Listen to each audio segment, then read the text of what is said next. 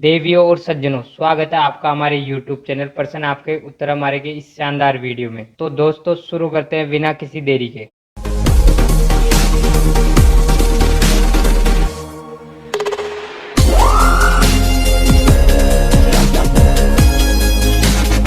सवाल number 1, Africa में रहने वाले लोगों के बाल घुंघराले क्यों होता है। सवाल नंबर 2, रेलवे में डायमंड क्रॉसिंग क्यों होती है। सवाल नंबर 3, हवाई जहाज को आसमान में कैसे रास्ता पता चलता है। सवाल नंबर 4, रेलवे में ट्रेन कहाँ पर है, कैसे पता चलता है। सवाल नंबर 5, बल्ब फूटने पर आवाज क्यों आती है। सवाल नंबर 6, जोंक शरीर का गंदा खून कैसे चूस लेती है। सवाल नंबर 7, बारिश को कैसे मापा जाता है।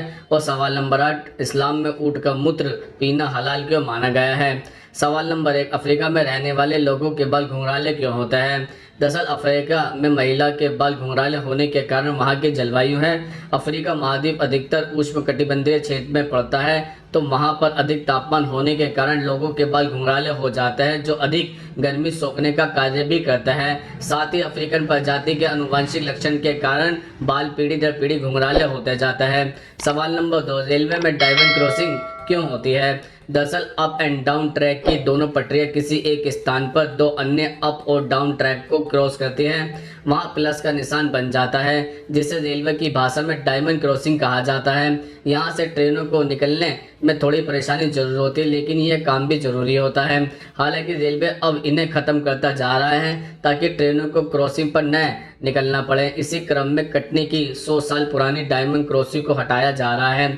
सवाल नंबर 3, हवाई जहाज को आसमान में रास्ता कैसे पता चलता है। दरअसल आसमान में उड़ते हवाई जहाज को देखकर कई लोगों के मन में यह सवाल उठता है कि आखिर हवाई जहाज को अपना रास्ता कैसे पता चलता है। उसे कैसे पता चलता है कि उसे किस दिशा में जाना है। कुछ लोग ये सोचते होंगे कि हवाई जहाज अगर ऊपर से उड़ता है तो वह कहीं भी आ जा सकता है। दरअसल ऐसा बिल्कुल भी नहीं होता है। हवाई जहाज का अपना एक निश्चित रास्ता होता है जिस पर हवाई जहाज उड़ान भरते हैं, और इन रास्तों को पायलट को बताने के लिए राडार और रेडियो सिग्नल का प्रयोग किया जाता है। और साथ ही साथ पायलट की सहायता के लिए एयर ट्रैफिक कंट्रोल भी होता है, जो पायलट को यह बताते रहता है कि उनको हवाई जहाज कितनी ऊंचाई पर उड़ाना है। लेकिन जब यह तकनीक विकसित नहीं हुई थी तब पायलट हवाई जहाज को पहाड़, नदियां, रेलवे लाइन, इन सभी चीज़ों को देखकर अपने रास्ते को निर्धारित करते थे। इसके बाद अमेरिका में तीरों का इस्तेमाल करना शुरू किया गया, जिसमें ज़मीन पर बहुत बड़े बड़े तीरों का निशान बना दिया जाता था, जो ऊपर हवाई जहाज से एकदम स्पष्ट दिखाई देता था। लेकिन इन तीरों के साथ समस्या यह थी कि यह तीर रात में दिखाई नहीं देते थे। फिर इस समस्या से निपटने के लिए इन तीरों के पास लाइट लगा दी गई, और इसके बाद ही रेडियो, राडार और एयर ट्रैफिक कंट्रोल का प्रयोग किया जाने लगा।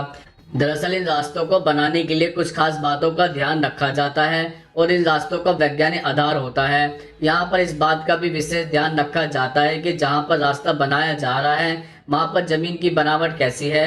अगर जमीन समतल ना हो और रास्ता दुर्गम पहाड़ियों से होकर जाता हो तो ऐसे रास्तों से बचा जाता है। सुरक्षा की दृष्टि से कुछ ऐसे भी स्थान होते हैं जिन्हें नो फ्लाई जोन भी घोषित कर दिया जाता है, मतलब वो क्षेत्र के ऊपर से आप उड़ान नहीं भर सकते, जैसा कि संसद भवन, राष्ट्रपति आवास इत्यादि।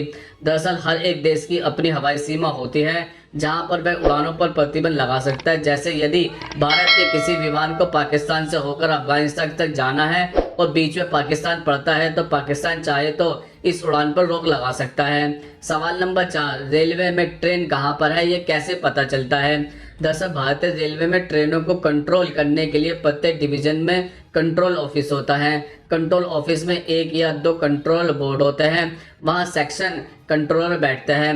वह सेक्शन के प्रत्येक स्टेशन से कंट्रोल फोन, जो हॉटलाइन की तरह होता है, से जुड़े होते हैं।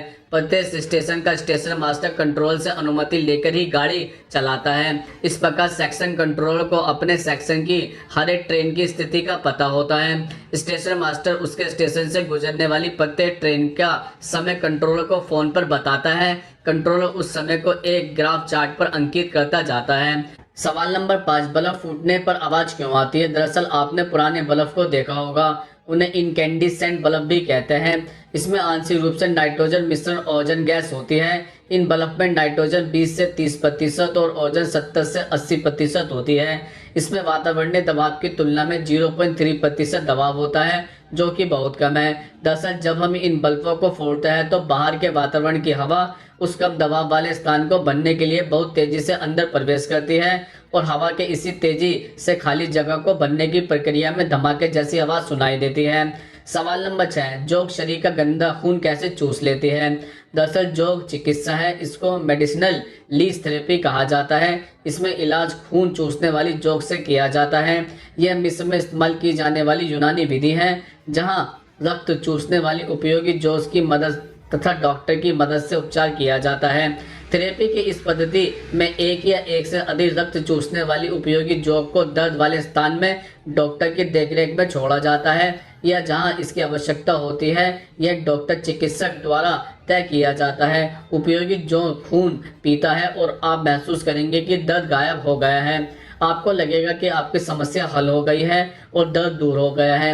इस पद्धति का उपयोग न केवल शरीर के दर्द में किया जाता बल्कि इसका उपयोग अन्य बीमारियों के लिए भी किया जाता है, जैसे जोड़ों का दर्द, रक्त संचार, सूजन इत्यादि।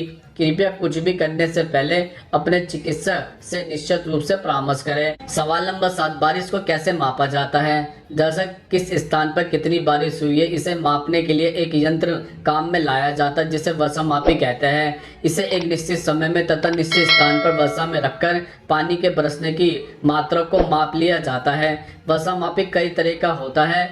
वर्षा अधिकतर इंच या सेंटीमीटर में मापी जाती है। वर्षामापी एक खोखला बेलन होता है जिसके अंदर एक बोतल रखी रहती है और उसके ऊपर एक कीप लगा रहता है। वर्षा का पानी कीप द्वारा बोतल में भर जाता है तथा बाद में पानी को मापन द्वारा माप लिया जाता है।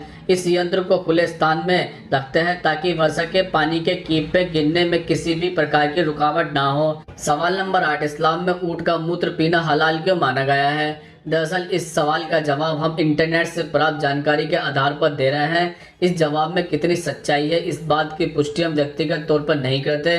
तो चलिए चलते हैं जवाब की तरफ। दरअसल इस्लाम की हदीस में लिखा गया है कि अरब में कुछ लोग हजरत मोहम्मद साहब से मिलने आए थे, परंतु मक्का की आबोहवा उनको साथ नहीं दे रही थी। इस वजह से उन्हें पेट में दर्द हुआ तो मोहम्मद साहब ने उन्हें ऊँट का दूध और मूत्र दोनों मिलाकर पीने के लिए कहा, जिसके बाद वह स्वस्थ हो गए थे। कुछ लोगों का कहना है कि हजरत मोहम्मद साहब कटोरी में पेशाब करके चारपाई के नीचे रखते थे।